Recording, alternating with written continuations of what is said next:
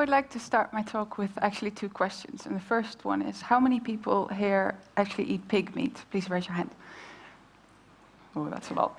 And how many people have actually seen a live pig producing this meat in the last year? In the Netherlands, where I come from, you actually never see a pig, which is really strange, because on a population of 16 million people, we have 12 million pigs. And, well, of course, the Dutch can't eat all these pigs. They eat about 1/3, and the rest is exported to all kinds of countries in Europe and the rest of the world. A lot goes to the UK, Germany. And what I was curious about, because historically the whole pig would be used up until the last bit, so nothing would be wasted. And I was curious to find out if this was actually still the case.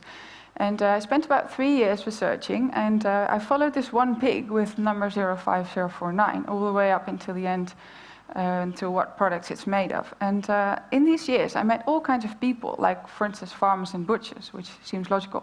But I also met aluminium mold makers, ammunition producers, and, well, all kinds of people. And what was striking to me is that the farmers actually had no clue of what was made of their pigs, but the consumers, as in us, had also no idea of the pigs being in all these products.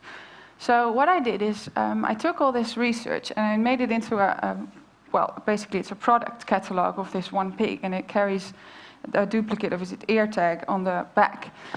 And it consists of 7 chapters. The chapters are skin, bones, meat, internal organs, blood, fat, and miscellaneous. In total, they weigh 103.7 kilograms. And to show you how often you actually meet parts of this pig in a regular day, I want to show you some images of the book.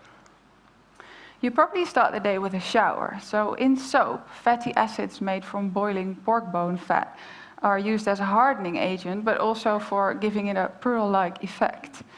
Then if you look around you in the bathroom, you see lots more products like shampoo, conditioner, anti-wrinkle cream, body lotion, but also toothpaste. Then, so before breakfast, you've already met the pig so many times. Then at breakfast, the pig that I followed, the hairs of the pigs, or proteins from the hairs of the pig, were used as an improver of dough. Well, that's what the producer says, it's improving the dough, of course. In low-fat butter, or actually in many low-fat products, when you take the fat out, you actually take the taste and the texture out. So what they do is they put gelatin back in order to retain the texture. Well, when you're off to work, under the road or under the buildings that you see, there might very well be cellular concrete, which is a very light kind of concrete that's actually got proteins from bones inside, and it's also fully reusable. In the train brakes, at least in the German train brakes, there's this part of the brake that's made of bone ash. And in cheesecake and all kinds of desserts, like chocolate mousse, tiramisu, vanilla pudding, everything that's cooled in the supermarket, there's gelatin to make it look good. Fine bone china, this is a real classic, because the bone in the fine bone china gives it its translucency and also its strength in order to make these really fine shapes like this deer. In interior decorating, the pig's actually quite there. It's used in paint for the texture, but also for the glossiness.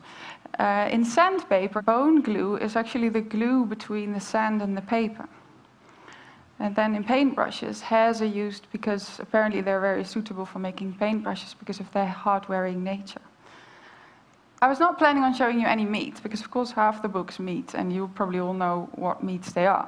But I didn't want you to miss out on this one, because this, well, it's called portion-controlled meat cut. And this is actually sold in the frozen area of the supermarket. And what it is, it's actually steak. So this is sold as cow.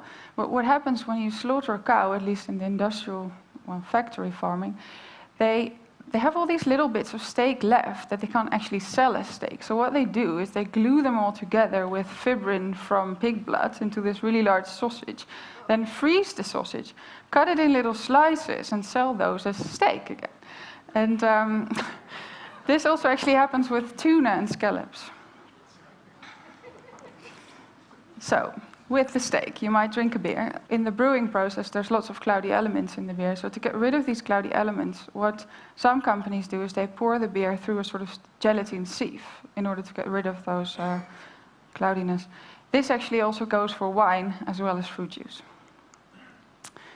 There's actually a company in Greece that produces these cigarettes that actually contain hemoglobin from pigs in the filter. And according to them, this creates an artificial lung in the filter. So this is actually a healthier cigarette. Injectable collagen. Well, since the 70s, collagen from pigs has been used for injecting into wrinkles. And the reason for this is that pigs are actually quite close to human beings, so the collagen is as well. Well, this must be the strangest thing I found.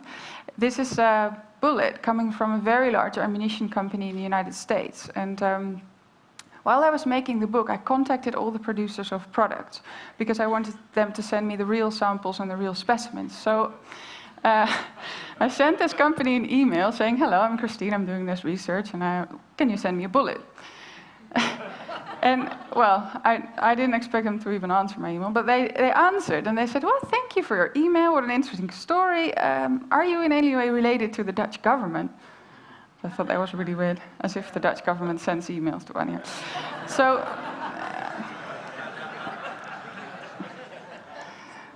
So the most beautiful thing I found, at least what I think is the most beautiful in the book, is this heart valve. It's actually a very low-tech and very high-tech product at the same time.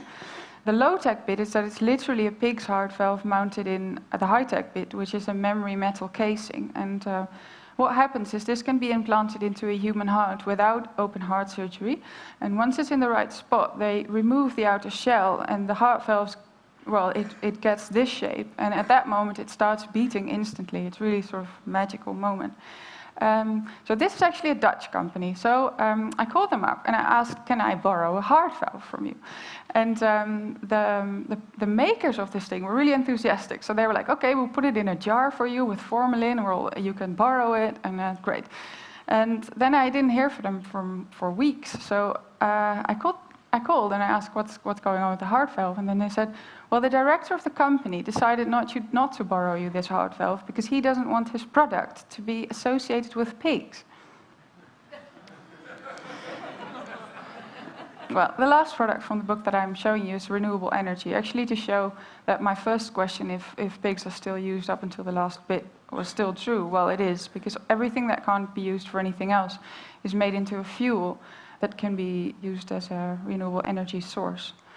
In total, I found 185 products. And well, what this showed me is that, well, firstly, it's at least to say odd that we don't treat these pigs as absolute kings and queens. And the second is that we actually don't have a clue of what all these products that surround us are made of. And you might think I'm very fond of pigs, but actually, well, I am a little bit, but I'm more fond of raw materials in general. And I think that in order to take better care of what's behind our products, so the livestock, the crops, the plants, the non-renewable materials, but also the people that produce these products, the first step would actually be to know that they're there. Thank you very much.